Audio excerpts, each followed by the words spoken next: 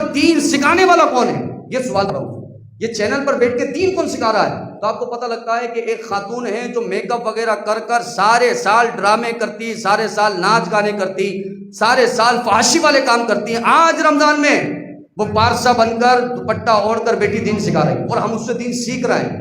وہ ایکٹر جو جس کا کام نہیں ہے، معذرت کے ساتھ، ایکٹر ایکٹنگ کرتا ہے، اس کا کام ہے. ایکٹر عالم بن جائے گا تو ہم اس سے رمضان کے ایک مہینے میں کیا علم دین سیکھیں گے؟ حضور اس کے تو نہ جانے کتنی خطائیں، اس کو تو اپنے نماز کے فرائض واجبات کا نہیں پتا، اور وہ آئے چینل پر بیٹھے ٹرانسمیشن کر رہے ہیں. اور اب کیا ہے بھائی، وہ فلاں ایکٹر نے شرعی مسئلہ بیان کیا تھا. یہ حال ہے مسلمانوں کا حضور، یہ حال ہے. فلاں ایکٹر نے شرعی مسئلہ بیان کیا تھا. آپ کون سی بات کر رہے ہیں حضور؟ اگر آپ کہتے فلاں عالم نے شرعی مسئلہ بیان کیا تھا ہم سمجھتے، فلاں مفتی نے شرعی مسئلہ بیان کیا تھا ہم سمجھتے. وہ ایکٹر کے جس کو دیکھنا ہی گناہ ہے، آپ اسے دیکھے ہی نہیں، وہ تو آپ کے لیے غیر محرم ہے. وہ جو پاک بن کر بیٹھی ہیں، جو خاتون بن گئی ہیں، نیک پروین بن گئی ہیں، ہم انہیں دیکھ رہے ہیں، سارے معاملات کر رہے ہیں، پوری فیملی کو لے کر بیٹھے ہوئے ہیں. اور بہت پتے کی بات بتا رہا ہوں اور اتھینٹک بات بتا رہا ہوں، آپ تجربہ کر لیجئے گا. پورے رمضان یہی پاک خاتون نیک کام کرتی ہیں، اور عید کے 3 دن عید ٹرانسمیشن کر کے ناچ گانا کر رہی ہوتی ہے. اگر آپ کا تجربہ ہے تو آپ جانتے ہیں اس چیز کو، نہیں ہے تو ایسی بات نہیں ہے کہ میں نے کوئی ایسی بات کر دی جو ہوتا ہی نہیں ہے ملک پاکستان میں. یہ ہوتا ہے.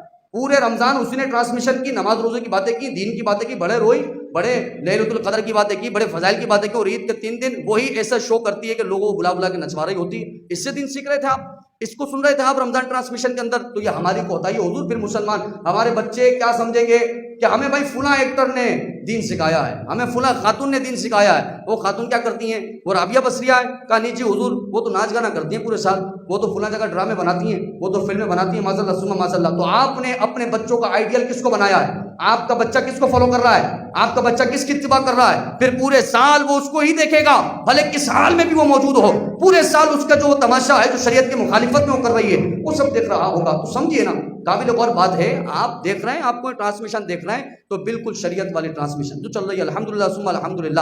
اس بات کو کہنے میں کون سی اس کی چاہت ہے کہ الحمدللہ مکمل شرعی اعتبار سے اگر کوئی ٹرانسمیشن کسی چینل پر ہوتی ہے تو وہ مدری چینل پر ہوتی ہے. الحمدللہ ثم الحمدللہ. یہ آپ جانتے ہیں، یہ ہم بھی جانتے ہیں. جہاں پر جو ہے وہ مرد حضرات سارا دین سکھا رہے ہیں، جہاں پر کوئی غیر محرم عورت نہیں ہے، جہاں پر کوئی ایڈورٹائز نہیں ہے، جہاں پر کوئی کھیل کود نہیں ہو رہا، وہی ٹرانسمیشن اثر سے پہلے رو رہے ہیں، دعا کر رہے ہیں حضور، اور مغرب کے بعد گیم چل رہا ہے. گیم اسی چینل پہ گیم چل رہا ہے. مغرب کے افطار کے بعد گیم چل رہا ہے. بھائی بانٹا جا رہا ہے، کسی کو بائک دے رہے ہیں تو کسی کو کیا دے رہے ہیں. آپ نے مذاق بنایا.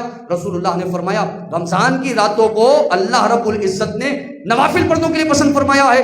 آپ نوافل پڑھیے، آپ اللہ کو سجدے کیجئے، قرآن کی تلاوتیں کیجئے. نہ تراویح کا پتہ، نہ عشاء کی جماعت کا پتہ، کچھ پتہ نہیں. اور پھر اس کے بعد کہیں حضور یا اللہ ہمیں معاف فرما دے.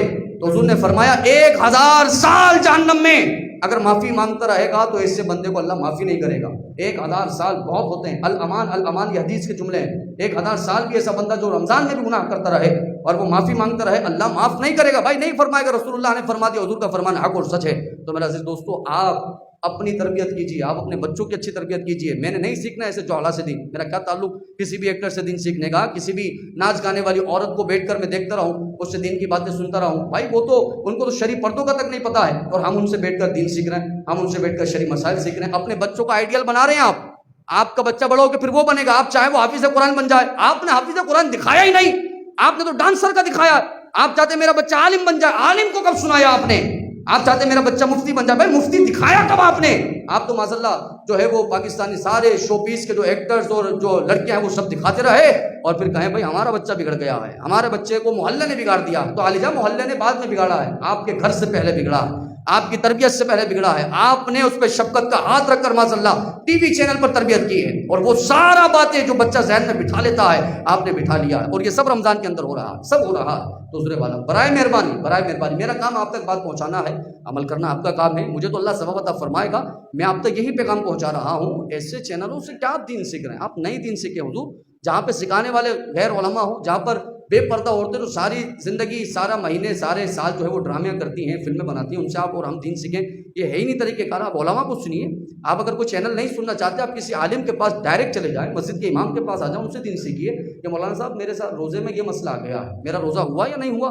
میرے ساتھ یہ مسئلہ چل رہا ہے تراویح کا، میری تراویح مجھے بتائیے اب مجھے کس طرح سے پڑھنی ہے، کس طرح سے تراویح دہراؤں، قرآن میں یہ غلطی ہو گئی ہے، علماء سے پوچھیے، حضور امام سے آ کے پوچھیے۔ یہ ٹی وی چینل پر بیٹھ کر ایسے غیر محرم لوگوں سے سیکھیں گے دین تو سوائے بربادی اور ہلاکت کے کچھ نہیں ہے۔ اپنے آپ کو ذہنی طور پر تیار کیجیے، انشاءاللہ تعالی پچھلے رمضان آپ جتنی جیسی عبادتیں کرتے آئیں، اللہ نے چاہا تو اس سے بڑھ کر اس رمضان